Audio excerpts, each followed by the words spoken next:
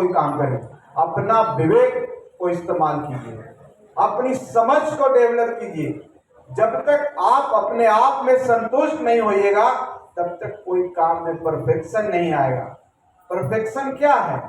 आप किस तरह से काम करते हैं, आपके काम जब समाज में बैठते हैं, एक चीज अहम होता है, हर व्यक्ति जिस समाज में जन्म लेता है उस समाज के प्रति उसकी भी उत्तरदायित्व है, उसको भी समाज के प्रति कुछ करना चाहिए और हम सबको एक होना चाहिए सामाजिक स्तर पर। हम राजनीतिक स्तर पर दलित किसको कहते हैं? दलित कहते हैं कि जो स्कैटर्ड लोग हैं, जो कमजोर लोग हैं, जो बिखरा हुआ लोग है, उसको दलित कहा जाता है। और हमको जब दलित बोला जाता है तो हमारी मनोदशा भी उसकी हो जाती है। उदाहरण देता हूं हम पार्टी का, हम पार्टी की पूछ हो रही है, मान लीजिए कि हमारी पूछ कम ही है, हम पिछले विधानसभा में 7 सीट लड़े, इसका श्रेय जीतन राम मांझी को नहीं जाता है, इसका श्रेय हर एक भुइयां मुसहर को जाता है। अगर आप साथ नहीं रहेंगे, अगर आप साथ नहीं रहेंगे तो जीतन राम मांझी जी की क्या बिसात है?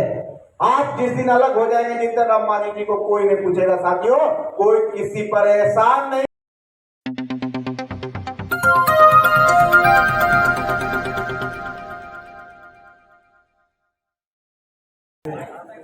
आज राष्ट्रीय मुसहर भुइयां विकास परिषद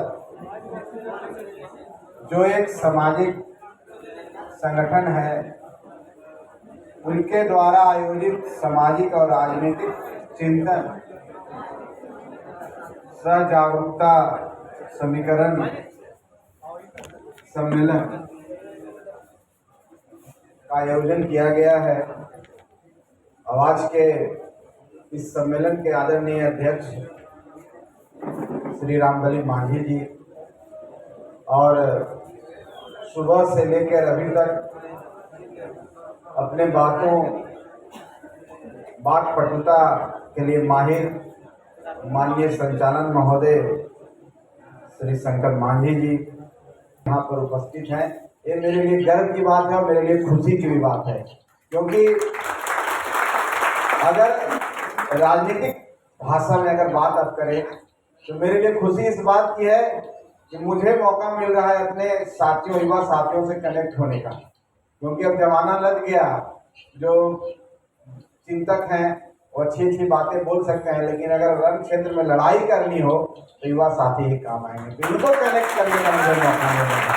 इसके लिए मैं अपने सभी साथियों को जो इस कार्यक्रम को संजोगे हैं, सवारे हैं और जिसको बनाए हैं, उनको मैं धन्यवाद देता हूँ कि आप सही लोगों को यहाँ पर बुलाए हैं, क्योंकि इनका विचार और इनकी सोच जो बनेगी वही समाज को आगे ले जाएगी।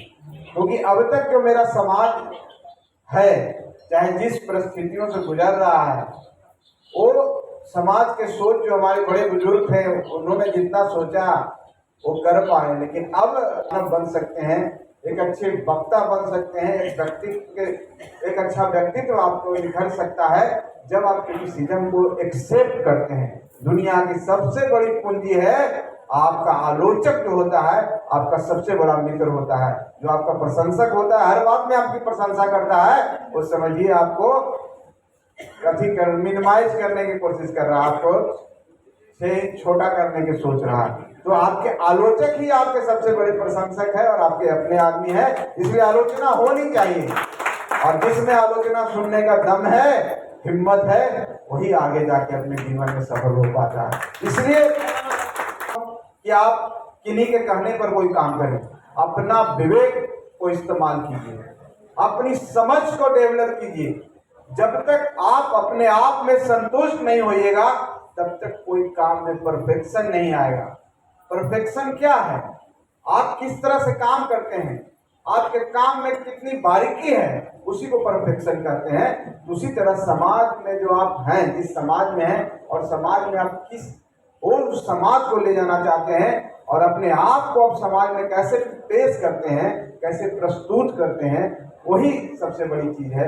और हर व्यक्ति की महत्वाकांक्षा है और हर व्यक्ति का एक वो आज़ादी है कि अपने हिसाब से कोई भी राजनीतिक पार्टी ज्वाइन कर सकता है, कहीं भी जा सकता है, किसी दल को माने, किसी विचारधारा को माने, किसी व्यक्ति को माने, ये अधिकार सबको है। लेकिन जब हम समाज में बैठते हैं, एक चीज अहम होता है, हर व्यक्ति जिस समाज में जन्म लेता है उस समाज के प्रति उसकी भी उत्तरदायित्व है, उसको भी समाज के प्रति कुछ करना चाहिए और हम सबको एक होना चाहिए सामाजिक स्तर पर। हम राजनीतिक स्तर पर आपको एक होने के लिए नहीं कह रहे हैं, आपको जिसको माने जिसको कीजिए, लेकिन समाज के स्तर पर आपको एक होना ही चाहिए और एक होने में समाज की भलाई है। क्योंकि आज आपको ये सोचना होगा, आज आपको चिंतन करना होगा, जिस जगह पर आप आज हैं, आज डिजिटल युग है, आज सोशल मीडिया का युग है, आज पूरी दुनिया मुट्ठी में है और आज भी हम पिछड़ रहे हैं। लोग हमको उस नजर से देखते हैं कि आज भी कहते हैं कि समाज भट्ठा पड़ जाता है। मैं कहता हूं आपको, जो आप ऐसा सोचते हैं, मेरा कहना है कि आज कितनी जनसंख्या हमारी है, अगर राजनीतिक तौर पर हम बात करें, कितने प्रतिशत लोग वोट देते हैं आपको पता है? पूरी जनसंख्या का आज भी मैक्सिमम जाता है तो 60% लोग से ज्यादा वोट नहीं देते हैं। आज भी 40% लोग वोट देना ही नहीं चाहते हैं, वोट से दूर रहते हैं। हमको कहा गया जाता है भैया मुझे तो खाली भट्टे पर चला जाता है, उसका क्या मतलब? तो आज जितने सब समाज है वो भी 40% वोट नहीं देते, तो उसको क्या कहिएगा? उसकी ताकत को कैसे आंकिएगा?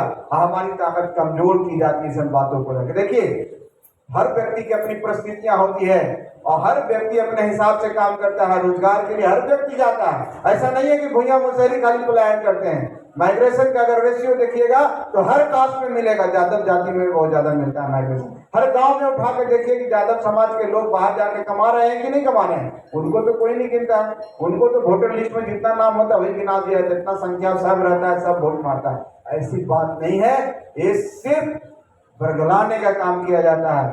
साथियों, हम जितना हैं और जितना रहेंगे वही सब पर भारी रहेंगे, इस बात को हमेशा सोचते रखें। आज सभागार में इतने लोग हैं और हर व्यक्ति यहाँ पर समाज का प्रतिनिधित्व करने वाला है। कोई व्यक्ति यहाँ पर ऐसे नहीं आया है कि किसी को पकड़ के लाया गया है, ढो के लाया गया है, यहाँ पर साधन दिया गया है तो लाया गया। आप सुरक्षा से आए हैं और ये जो कार्यकर्ता ऐसे लोग समाज के सबसे बड़े एकदम जो उर्वरक के रूप में है, खनिज के रूप में है, पूंजी के रूप में है, और आप पूंजी हैं और इस पूंजी को जाया मत जाने दीजिए, इसको एक करिए। हम बात का दुख नहीं हुआ हमको कि हमको कोई ऐसे कर रहे हैं, उसके बाद भी तो हम उनको सबको लाए, उसके बाद जाके बोल रहे हैं कुछ नहीं किया। तो अरे भैया इससे क्या हो जाएगा? समाज नहीं जान रहा है आपका। हम कह रहे हैं लड़ो, अपना अपने तरीके से लड़ो और फायदा लो, मौका तब तक मिलेगा। मान लो मेरे लिए छोड़ दोगे, तुम कब बनोगे? तुम भी बनो। हम ये कहना चाहते हैं, मेरे लिए क्यों छोड़ोगे? हमारे अंदर क्षमता है, तुमको हम पटक देंगे, नहीं तो तुम हमको पटक दो। यही ना होना चाहिए, लेकिन मतभेद होना चाहिए, मनभेद कभी मत कीजिए। अब शादी ब्याह तो जतिये में करना है, कहाँ जाइएगा? तो गले तो समझी मिलवे नहीं करता है, कहीं कितना होता है, मुझको डबल होता है। अगर दोनों बाल बच्चा एक दूसरे से प्रेम कर लिया और शादी कर लिया तो ऐसी मुझ मुझे रह जाएगा, चला इसी रहे। तो कहने का मतलब है कि मतभेद होना चाहिए और उसमें लड़ाई होना चाहिए, वाद विवाद होना चाहिए, लेकिन सामाजिक तौर पर कभी नहीं लड़ना चाहिए। सब परिवार हैं, सब अपना है, और जब तक एक गांठ नहीं बांधिएगा समाज नहीं बनेगा, समाज आगे नहीं बढ़ेगा। इसलिए युवा साथी हैं, मैं आप लोगों को कहना चाहता हूँ, आप लोग कुछ भी आपके बूढ़े लोग और आपके माता पिता समझाएं, ये बात को गांठ मानिए कि हमको समाज को आगे बढ़ाना है और समाज को एक लेके चलना है, तभी जाके भला होगा।